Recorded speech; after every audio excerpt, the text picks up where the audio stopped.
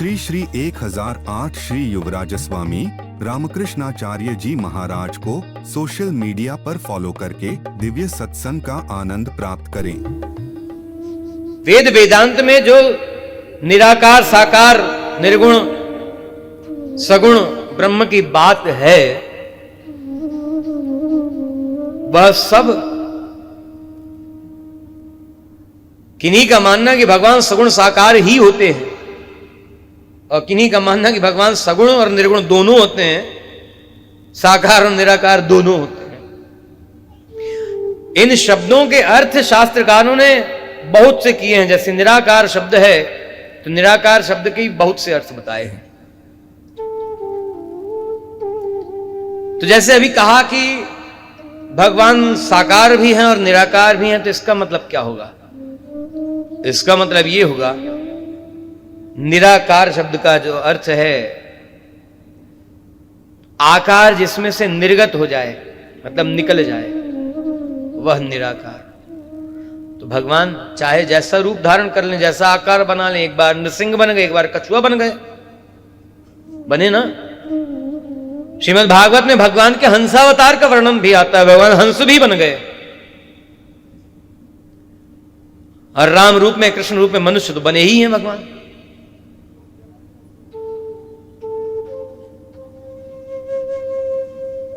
नृसिंह रूप धारण किया तो आधा पशु का और आधा नर का वेश धारण किया भगवान ने। और ये जिस उद्देश्य से, जिस लीला के लिए स्वरूप धारण किया, वह उद्देश्य पूर्ण होने के साथ ही वह स्वरूप भी भगवान ने छोड़ दिया, वो आकार भी छोड़ दिया। ये निराकार शब्द का अर्थ है, आकार निर्गत हो जाना, ये निराकार शब्द का अर्थ है। दूसरा अर्थ,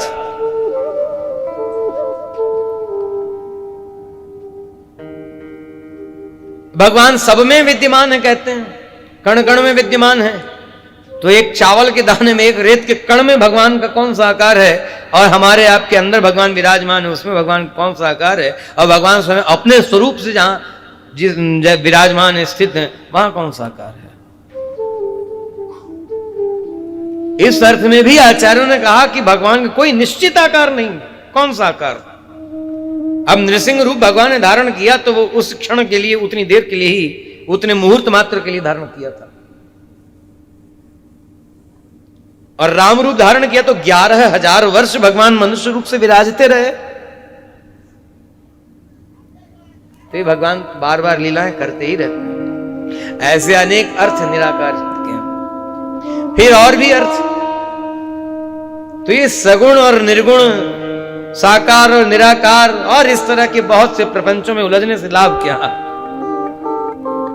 अरे भगवान से प्रेम करो, इसके लिए भगवान साकार हैं। और भगवान का यह गुण है कि भगवान स्वयं भक्ति प्रदान करते, प्रेम प्रदान करते, और उस प्रेम के अनुसार भगवान मिलते भी हैं।